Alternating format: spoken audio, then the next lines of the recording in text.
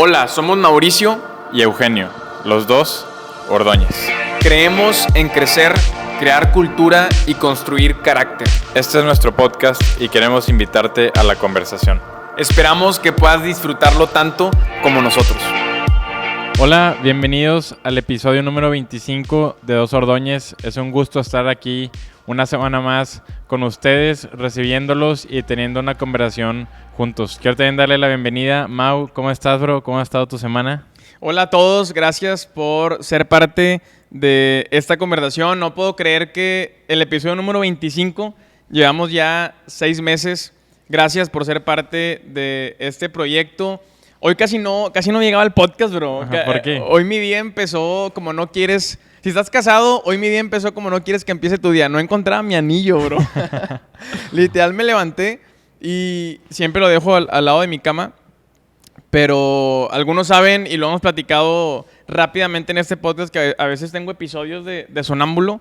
Entonces, ayer en la noche no me di cuenta hasta la mañana que batié toda mi mesa, la mesa que tengo al lado de la cama. Ajá. Entonces amanecieron los libros y mis relojes y todo en el piso, bro, y no encontraba mi anillo y me pasé como media hora buscándolo, bro. De esa media hora, 15 minutos sin que Corde supiera y luego ya me rendí de que, amor, no encuentro mi anillo. Llegó la ley. Llegó la ley, literal, y pues, ¿no crees que lo encontré en el sofá no estaba ni en el cuarto, bro, o sea, estaba en el sofá de la tele ayer. Me puse a ver un episodio de una serie en la noche y en algún punto no me di cuenta y se me cayó. Entonces estaba en el sofá, pero aquí está el anillo, si lo ven ahí. Entonces aquí estamos listos para darle. De buenas, pudiste sobrevivir un día más para contarlo. Literal. Yo creo que si no encontraba el anillo me cortaban el dedo, ¿verdad?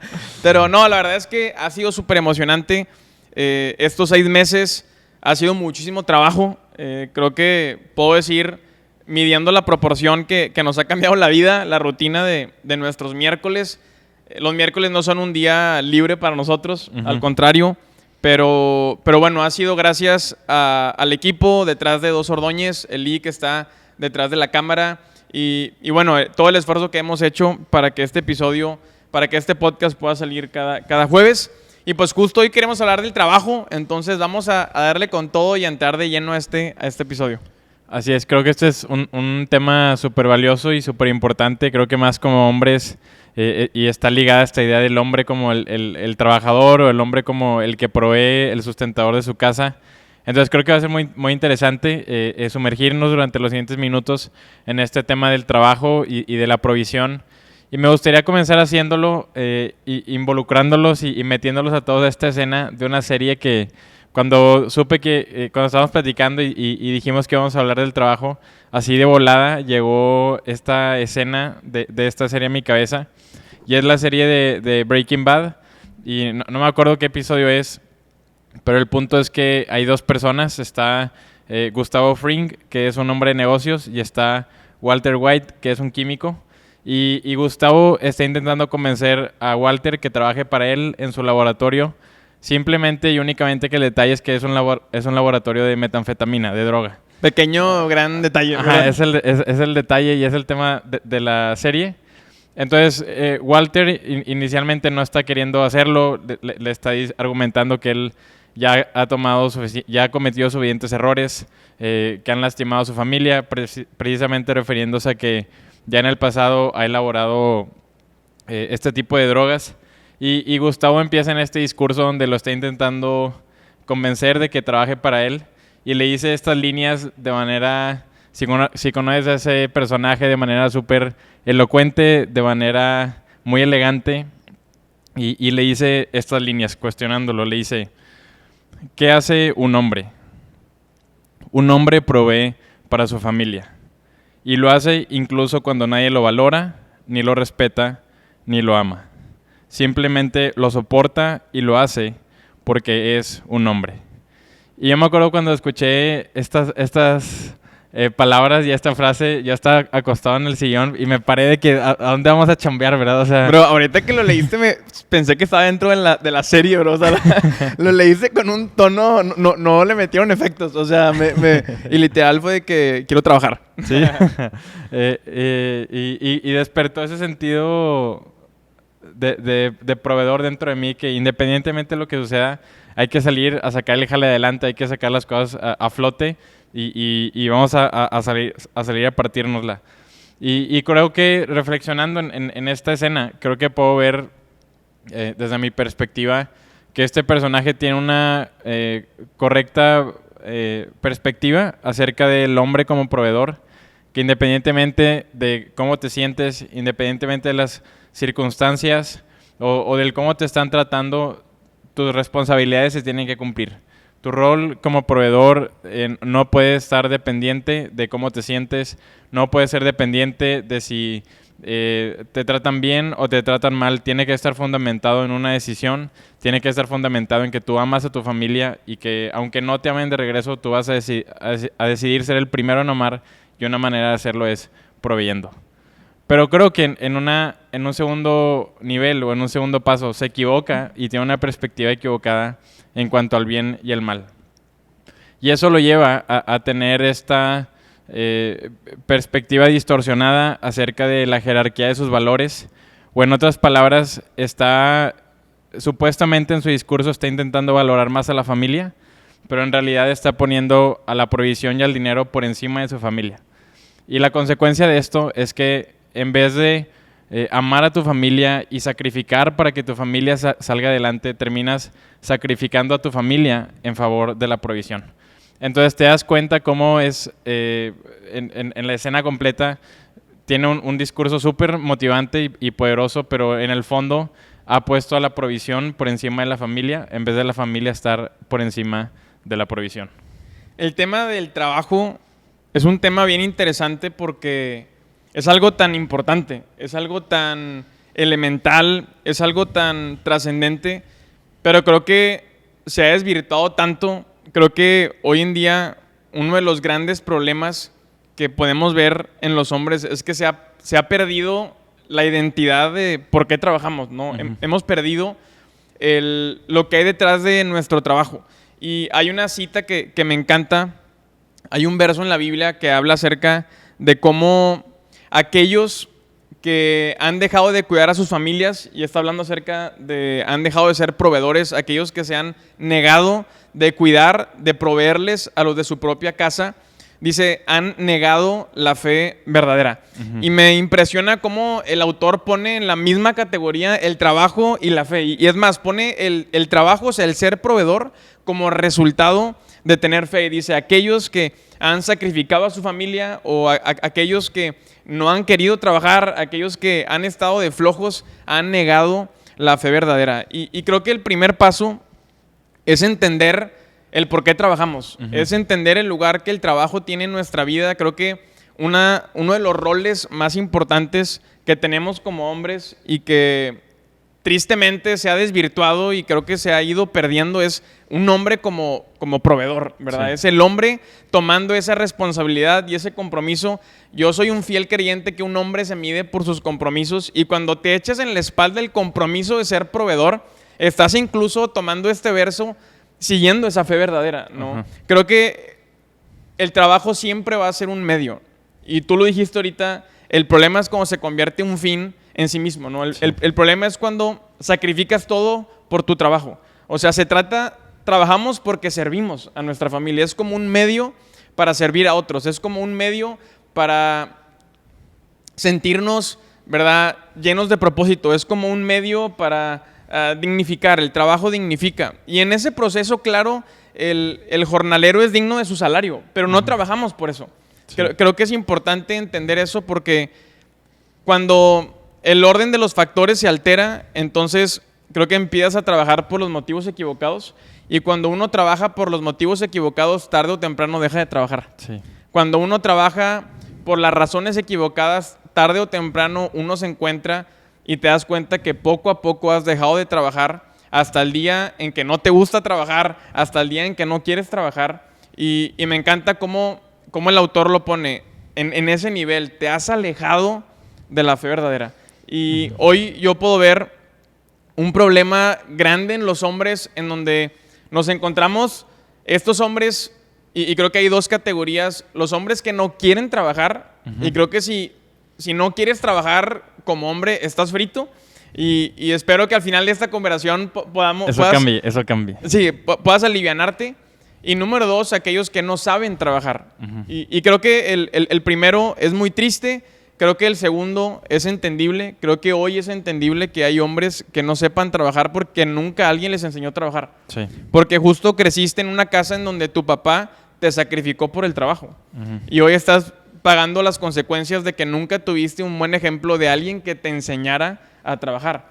De alguien que te acercara al trabajo desde una perspectiva de honor, de que como hombre te sintieras digno, de que un día pudieras asumir ese compromiso de agregarle valor a una empresa, a una organización, de emprender. Creo que cuando uno no ha tenido esos buenos ejemplos, pues uno no sabe trabajar. Y creo que parte de esta conversación es cómo aprendemos a trabajar, ¿no?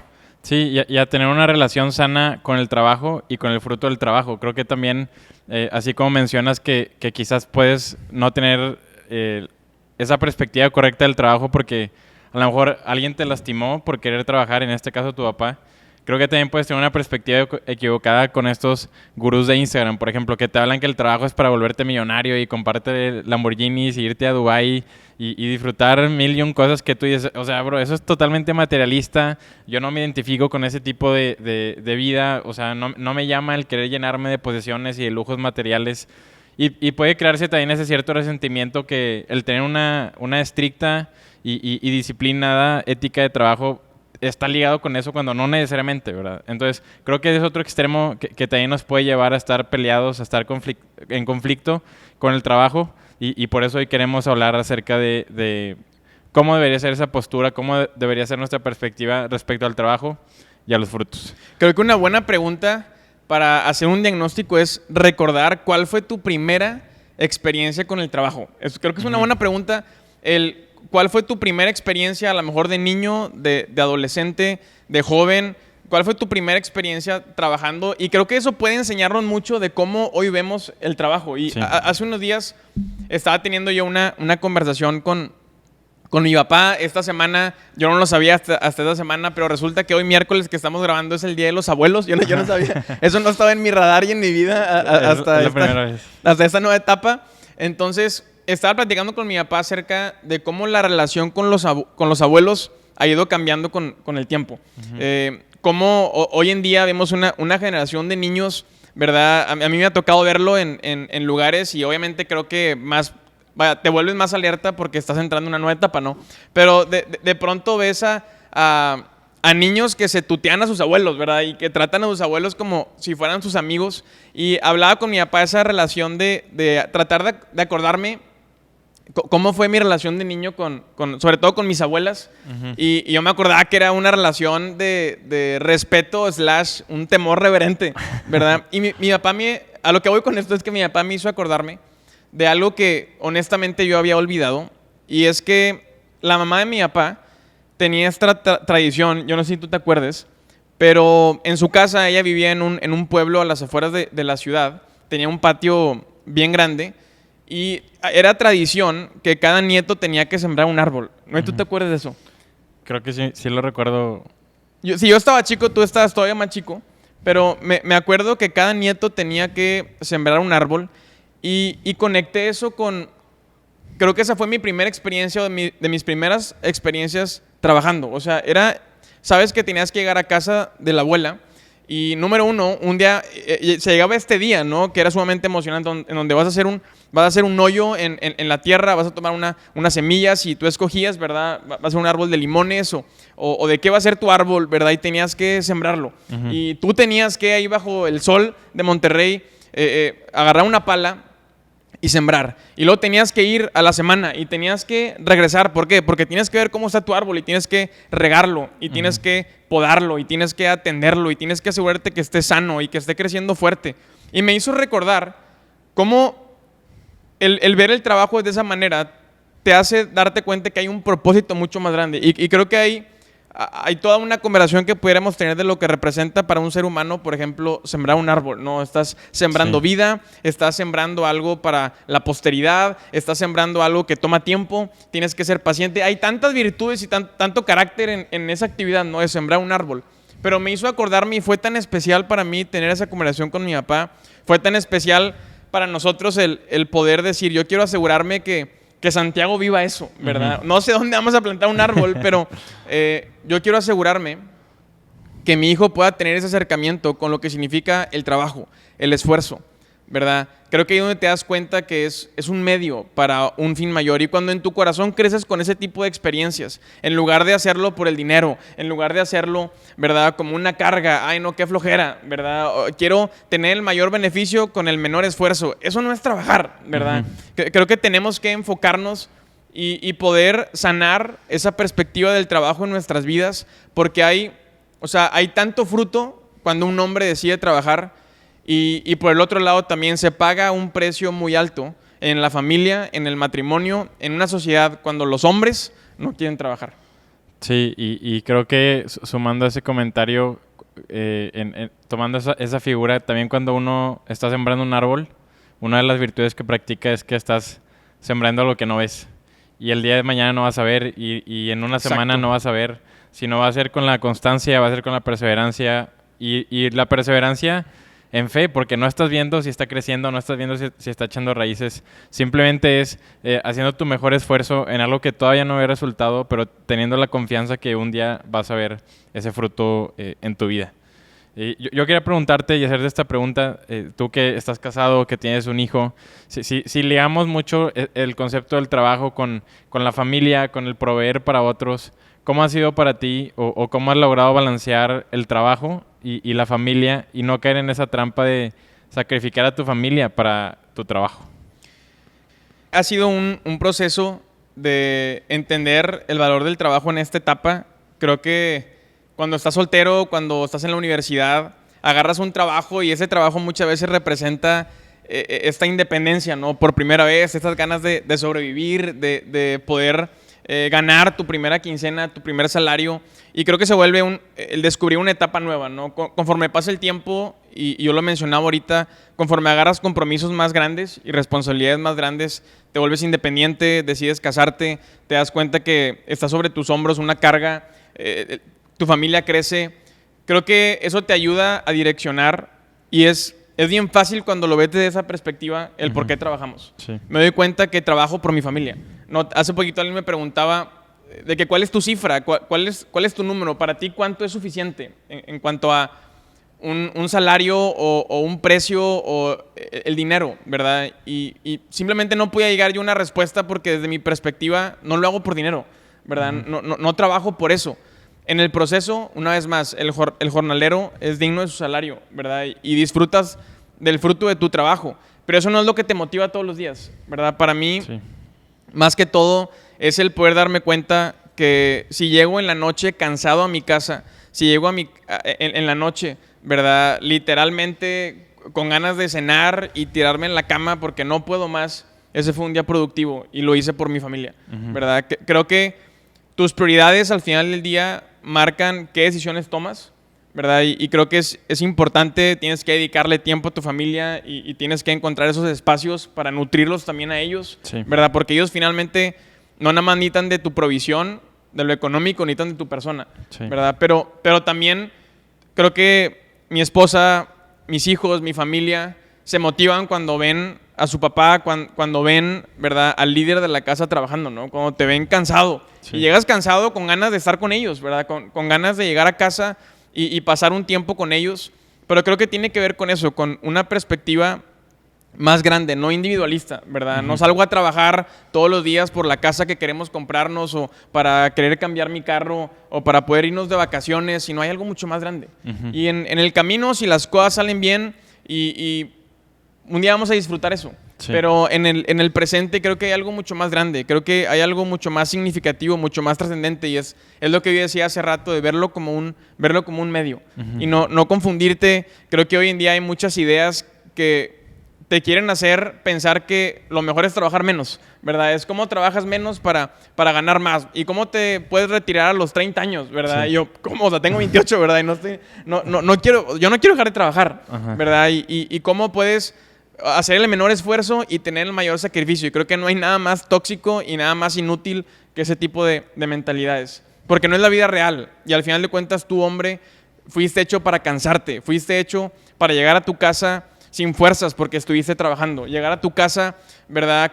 Con ganas de descansar porque justo eso, te cansaste durante todo el día y todo lo que no usas se atrofia, todo lo que no usas deja de servir. Entonces, si no usas tu capacidad mental, si no usas tus fuerzas, si no usas el cuerpo, ¿verdad? Que se te ha confiado, se descompone, ¿verdad? Y creo que no solamente para trabajar, sino se descompone tu propósito como hombre, como proveedor, como líder. Tenemos que también liderar con el ejemplo y por eso uno sale todos los días a trabajar. Sí, y creo, y quiero gancharme de esa parte que compartías, que proveedor va mucho más de allá solamente de lo económico. Y creemos en eso, en que el hombre tiene que ser el proveedor, sí de lo económico, pero también en todas las demás áreas. El proveedor, también lo hemos dicho, es el proveedor espiritual. No es, si falta amor en tu casa, ¿quién es el que tiene que proveerlo? Tú como hombre. Si falta alegría en tu casa, ¿quién tiene que proveerla? Tú como hombre. Digo, ojalá que estés casado y encuentres una mujer que llene tu casa de alegría y de amor y de cariño y de todas estas bondades que puedes disfrutar en familia y con tu mujer.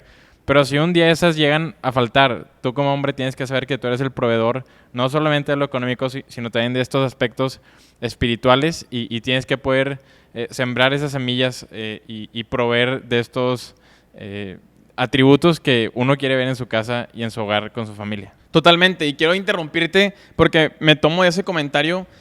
Ahí es donde creo que drásticamente podemos decir, si no quieres trabajar y si no quieres ser ese proveedor, espero que nunca encuentres una pareja y espero que nunca te cases y no tengas una familia porque te los vas a llevar a la ruina. Uh-huh. Porque tú eres el que tienes que ponerte en esa posición en donde si algo falta en mi casa, yo quiero ser el proveedor de esas virtudes. Sí. Y no, insisto, y tú lo dijiste muy bien, lo material es solamente una parte, ¿verdad? Lo económico es solamente una de las muchas cosas que tú y yo tenemos que proveer.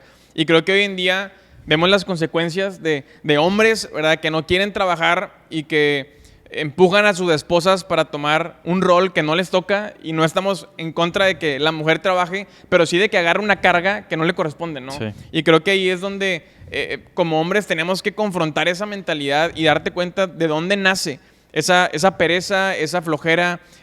Simplemente el que esté bien contigo, el decir, ¿sabes qué?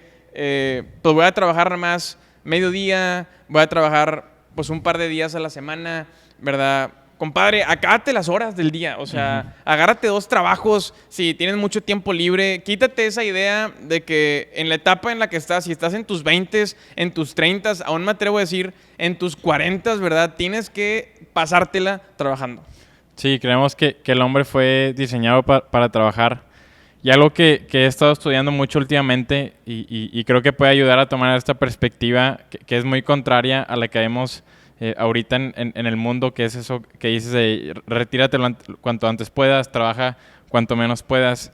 Y es esta enseñanza, y creo que lo puedo reducir en una frase que he escuchado últimamente, que es esta frase que dice: la ética de trabajo protestante. La ética de trabajo protestante. Y la ética de trabajo protestante precisamente hace referencia a las enseñanzas que estos reformadores protestantes de hace muchos siglos o de hace algunos siglos enseñaban respecto al trabajo.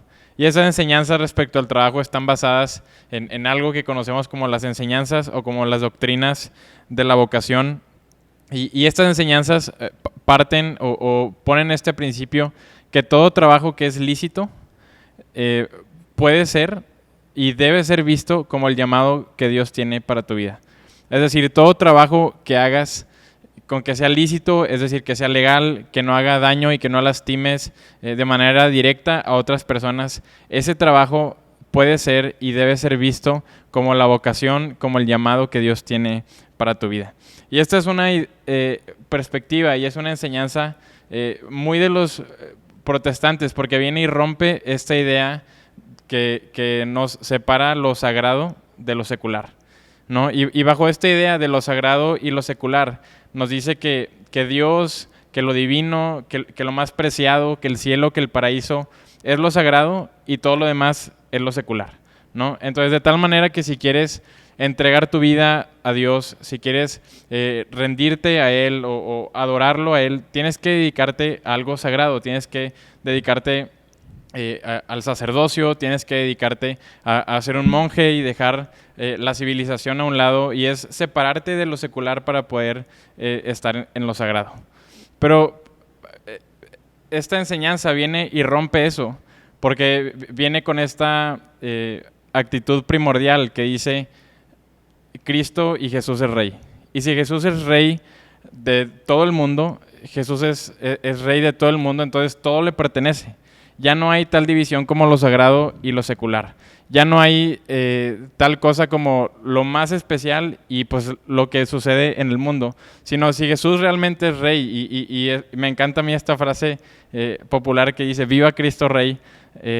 Pues si realmente estamos declarando a Jesús como Rey del mundo, pues es Rey de todo el mundo. Todas las cosas son por Él, todas las cosas son para Él, y ya no existe esta distinción entre lo sagrado y lo secular. De tal manera que tal vez tú quieres rendir tu vida a Dios, quieres servirlo a Él, y tal vez no tienes una vocación ministerial o eclesiástica, no tienes ese llamado para convertirte en un pastor, para convertirte en un ministro, en un predicador, en un misionero, pero tal vez sí tienes la vocación para ser un abogado, para ser un financiero, para dedicarte a los negocios, eres un diseñador, y lo que esta ética del trabajo nos dice es: ya no hay división entre lo sagrado y lo secular, por lo tanto todos los trabajos son el llamado de Dios para tu vida, de tal manera que todo lo que hagas lo tienes que hacer como si se lo estuvieras haciendo a Dios. De tal manera que el estándar de excelencia, el estándar de querer glorificar al Dios creador de todo el universo, al creador de las maravillas, de los cielos y los mares y la tierra, ya no está limitada para unos cuantos que trabajan dentro de una iglesia, sino está libre para todos, porque es el llamado de todos en tu trabajo poder glorificar a Dios. Creo que por alguna razón nunca hemos compartido o hemos usado ese lenguaje de lo secular, ¿no? Creo que es algo que es parte de la cultura cristiana o religiosa, pero por alguna razón creo que nosotros como que nunca nos hemos sentido cómodos usando ese lenguaje, y creo que hoy en día lo promovemos mucho en la cultura de Aliento, de que todo está conectado, y es un error dividirlo, sí, ¿verdad? O sea, tu vida... tienes un solo llamado, y ese llamado no tiene que ver con el domingo entrar a un edificio, ¿verdad? Y creo que eso trae de nuevo una perspectiva de cómo Dios quiere usar tu trabajo y por qué el hombre trabaja, porque Dios quiere usarte a través de tu trabajo. Y creo que eso te lleva a ver tu trabajo desde otra perspectiva y a darte cuenta que en lo poco o en lo mucho, en el oficio que hoy tienes, en la actividad que a lo mejor se ve insignificante, que te aseguro que requiere y tenemos que aprender a valorar lo que estamos haciendo. A veces tú y yo no lo valoramos, pero luego nos damos cuenta que lo que estamos haciendo está impactando la vida de muchísimas personas. Y eso creo que tiene que ver una vez más con tener una mentalidad de ver tu trabajo desde una perspectiva en donde te creas lo que tú estás haciendo y de lo que eres parte, ¿no? Y cómo Dios te ha puesto ahí con un propósito. Y creo que eso requiere ser retado, porque tus convicciones se ponen a prueba, porque al final del día lo que inspira o lo que desmotiva es tu imagen, es quién tú eres, es de lo que estás hecho. Entonces, creo que la salida fácil es pensarlo de esa manera, ¿no? Bueno, es que si Dios tiene un llamado para mí, pues tengo que ser parte de un sistema, y ese sistema es un sistema sumamente complicado, ¿verdad? Porque hay una gran frontera entre aquellos que sí son usados por Dios y que están en posiciones de influencia y de liderazgo, y aquellos que son seguidos por las masas, pero pues yo no, yo tengo un oficio secular, ¿verdad? Sí. No, yo quiero confrontar hoy esa idea y que te des cuenta que Dios quiere usar y que hay eternidad en tu trabajo, y que una vez más podamos darnos cuenta que cuando un hombre deja de trabajar, cuando un hombre se la pasa tirado en la cama o en el sillón de su papá, es un hombre que no está en el campo de batalla siendo usado por Dios. Si tú eres creyente, si has decidido seguir a Jesús y no te gusta trabajar, no has conocido a ese Jesús, mi amigo, ¿verdad? Jesús no ha cambiado tu vida, el evangelio no ha llegado a tu corazón, eres un mediocre y tienes que darte cuenta que tienes un llamado, y ese llamado es salir de esa comodidad y confrontar eso dentro de ti que te tiene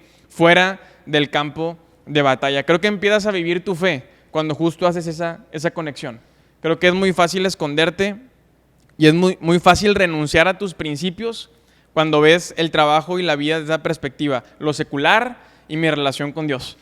Sí, y ahorita estamos hablando del trabajo, pero esta enseñanza viene y reta todas las áreas de nuestra vida y tiene que hacerlo. Por ejemplo, ¿por qué hago ejercicio y intento cuidar mi cuerpo y hacerlo con excelencia? Pues porque lo estoy haciendo en ese sentido para Dios. Quiero hacerlo de la mejor manera, de manera excelente. ¿Por qué cuidar mis relaciones y por qué buscar la excelencia en mi noviazgo, por ejemplo? Pues porque sé que es para Dios, porque si realmente Jesús es rey, pues es que también es rey de eso, de mi cuerpo, de mis relaciones, de mi trabajo, independientemente de dónde sea, de mis finanzas, de mis presupuestos. Entonces creo que esto viene y reta todas las áreas de nuestra vida.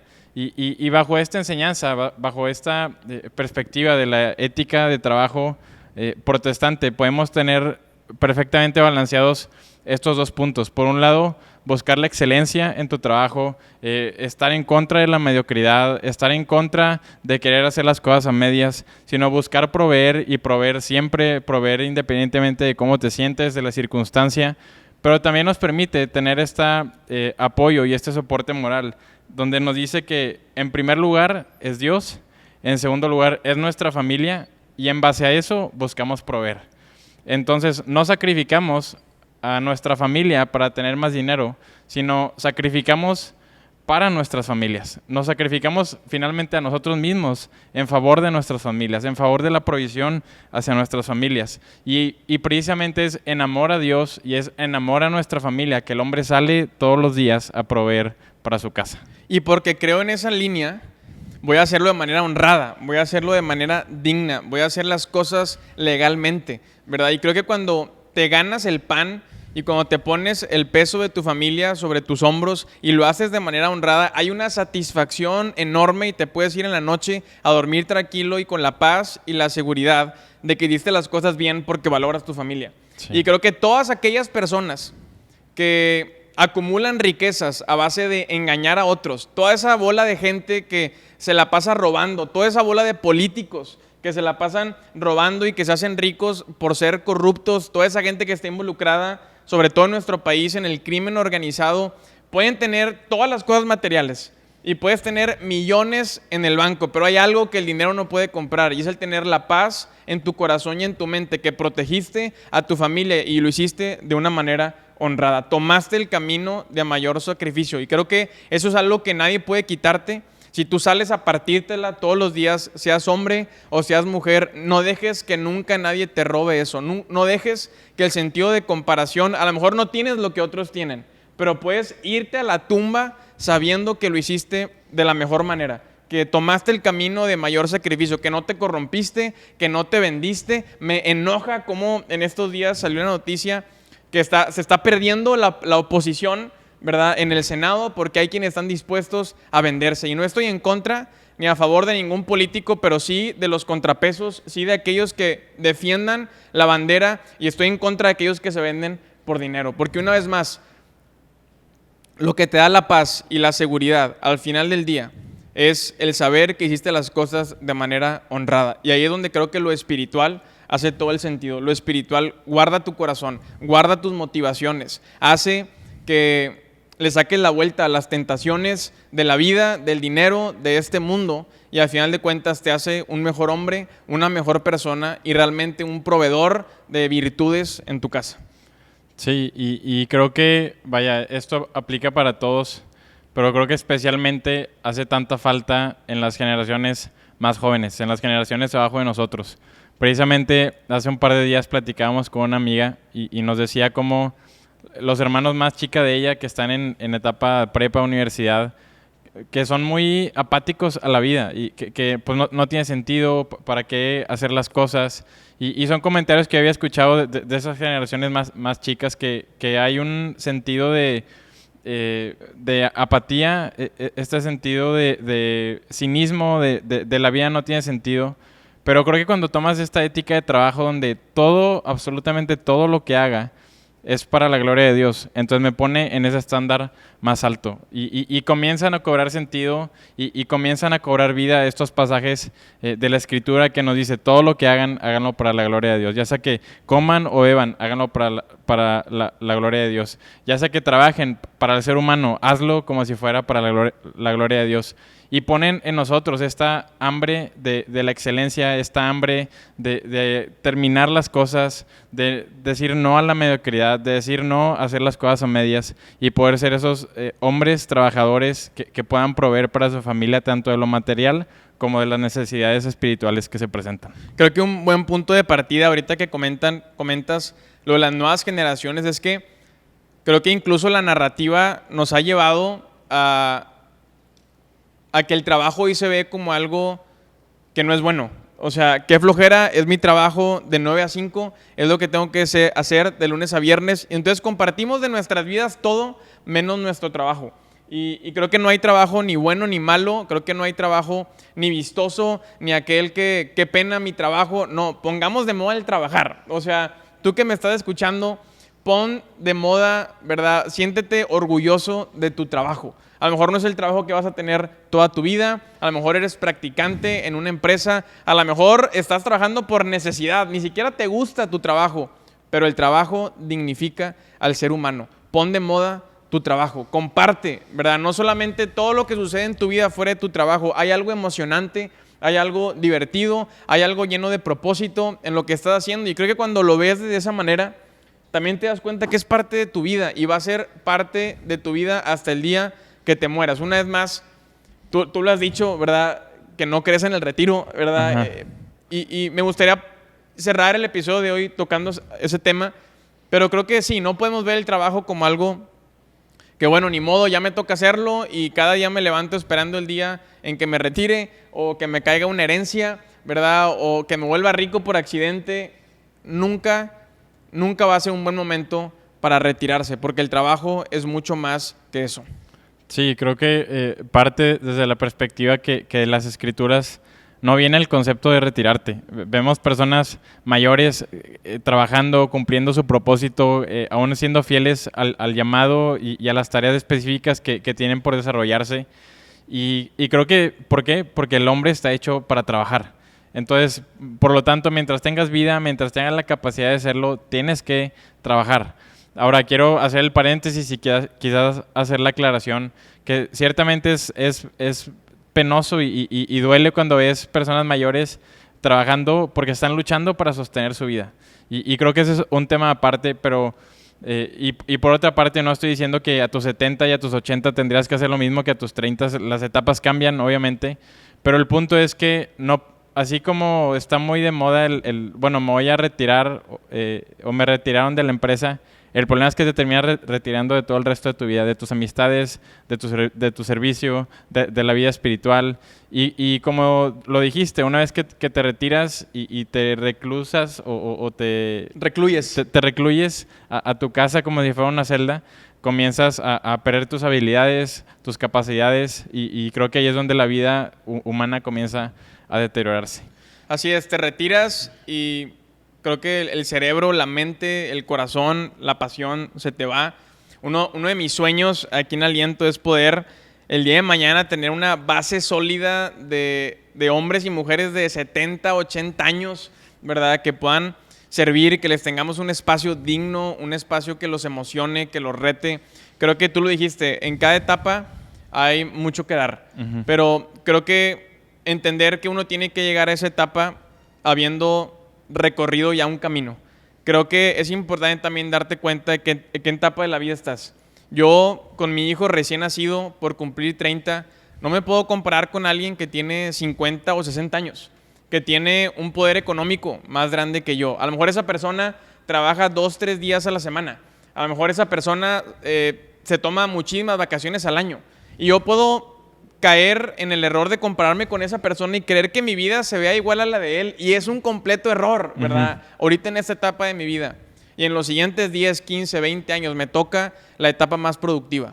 Me toca construir mi futuro y el futuro de mi familia. Me toca entender el llamado que Dios me ha dado en mi familia, en mi iglesia local. Y creo que muchas veces, hombres, te comparas con otros hombres que están en otra etapa. Si te la pasas comparándote con otros hombres que ya llegaron a la meta, siempre te vas a sentir menos y vas a querer vivir una vida que no te toca vivir todavía.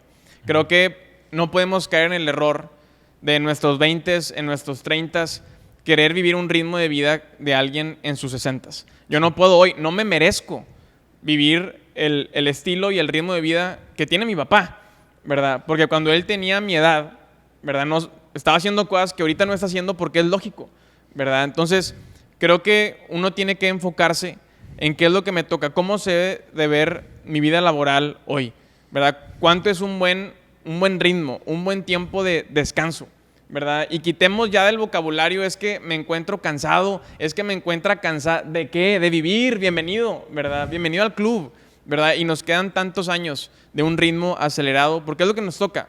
Llegar a la etapa donde vamos a disfrutar, llegar a la etapa donde hay otras prioridades, pero creo que si entendemos nuestra etapa, podremos ser efectivos en ella, podremos disfrutarla y sacar lo mejor de ella. Creo que algo que no podemos permitirnos es tener un día 60 años y darnos cuenta que no trabajamos lo suficiente cuando podíamos hacerlo.